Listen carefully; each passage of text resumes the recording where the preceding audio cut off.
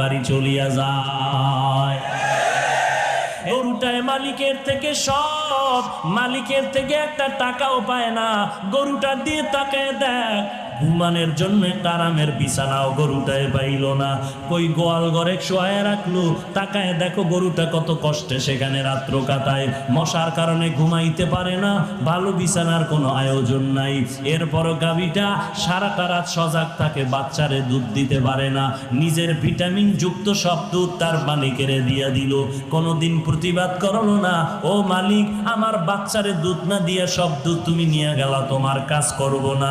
এই বলিয়া গরুটা কোনোদিন মালিকের সাথে বেয়াদবি করে নাই। কোরবানির বাজারে যদি গরু বিক্রি করতে নাও, বিক্রি যদি না হয়, রশিটা গলায় পেঁচায় দিলে গরুটা মালিকের আগে আগে বাড়ি চলিয়া যায়। এরে বান্দা তাকায় দেখ, একটা কুকুর